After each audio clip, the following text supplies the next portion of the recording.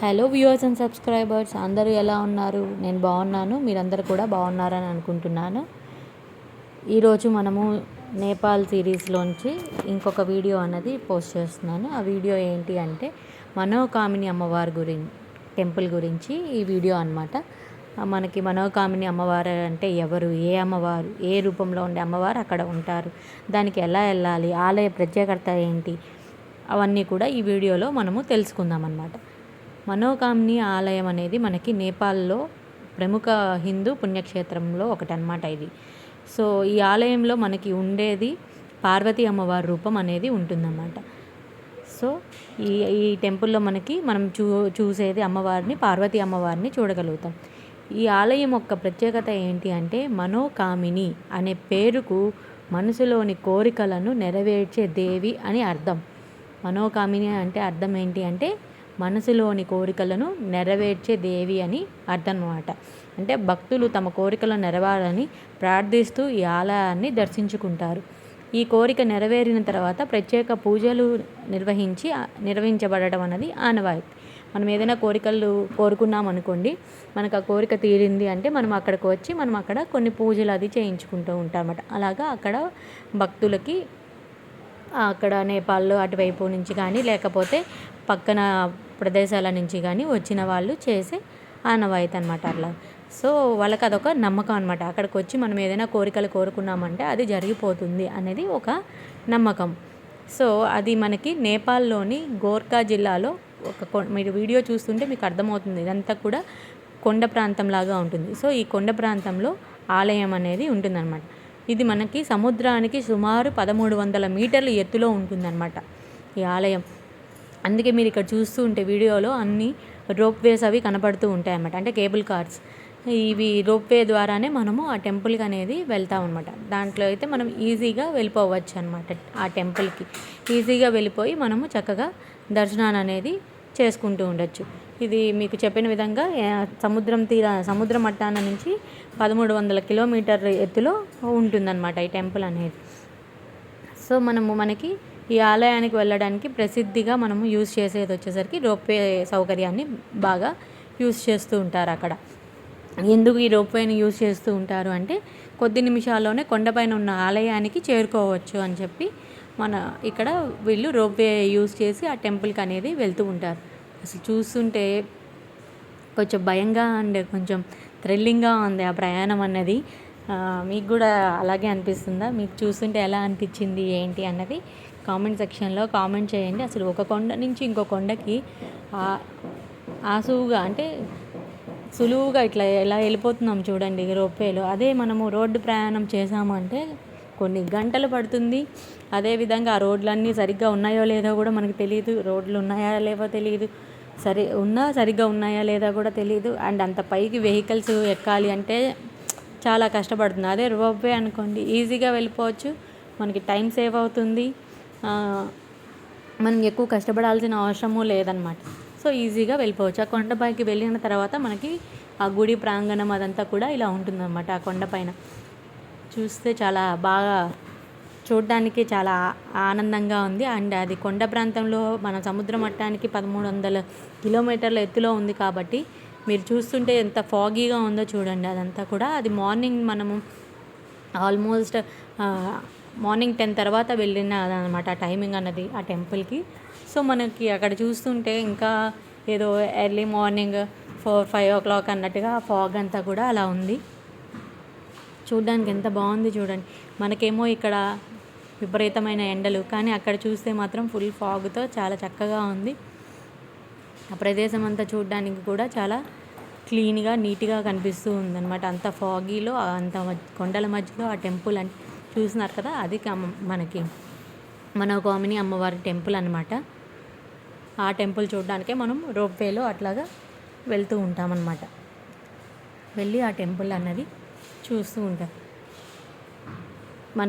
మనం చూస్తే నేపాల్లో చాలా టెంపుల్స్ అనేది చాలా ప్రాముఖ్యం గల టెంపుల్స్ అనేవి ఉన్నాయి.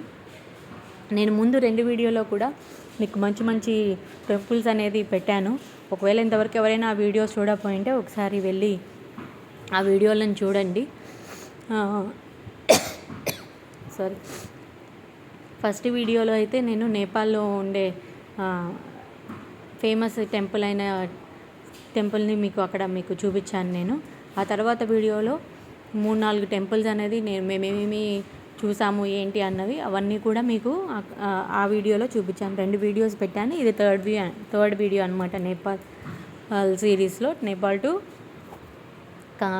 టు కాశీ ట్రిప్లో ఇది 3వ వీడియో అనమాట. ఈ 3వ వీడియోలో ఈరోజు మనం మనోకామిని అమ్మవారి టెంపుల్ గురించి చూసుకుంటున్నాం.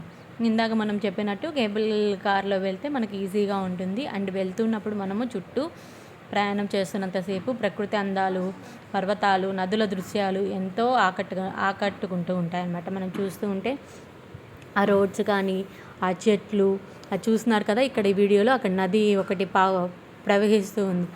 ఆ నది ప్రవహించడం అవన్నీ కూడా చూడడానికి ఎంతో ఆహ్లాదంగా అనిపిస్తూ ఉంటుందన్నమాట. మనకి అంత హైట్ నుంచి మనం చూసినప్పుడు చాలా థ్రిల్ ఫీల్ అవుతూ ఉంటారన్నమాట. ఒకవేళ హైట్స్ అంటే భయం ఉన్న వాళ్ళకైతే ఇది అంత ఎంజాయ్ చేయలేకపోవచ్చు. కానీ హైట్స్ నుంచి చూడటం అలాంటివి ఇష్టం ఉన్న వాళ్ళైతే చాలా బాగా ఎంజాయ్ చేస్తారన్నమాట.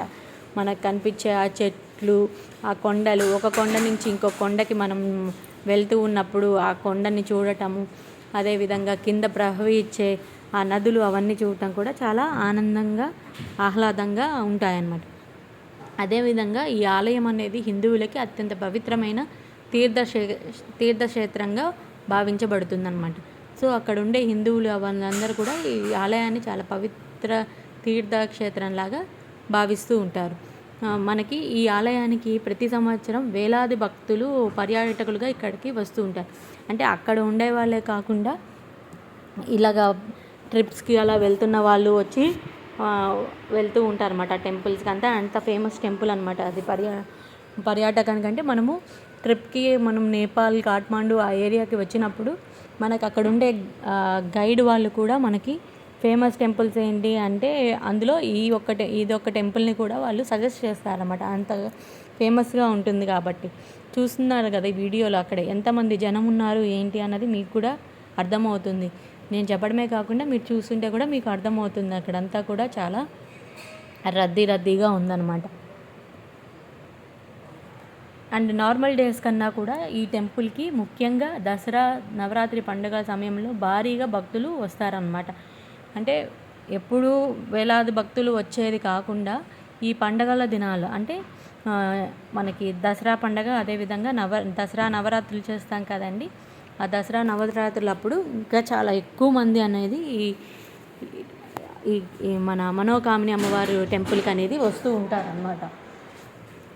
సో ఇక్కడ చూస్తున్నాం కదా ఎంత చక్కగా కనపడుతూ ఉందో టెంపుల్. అదంతా కూడా చాలా గ్రీనరీగా, ఫస్ట్ కళ్ళకి ఆనందంగా గ్రీనరీగా చక్కగా కనపడుతూ ఉంది. అంతా కూడా నీట్గా చెట్లతో, కాలుష్యం లేకుండా చాలా పీస్ఫుల్గా, అసలు చూడటానికే చాలా ఆనందంగా కనిపిస్తూ ఉందన్నమాట ఈ టెంపుల్ అన్నది.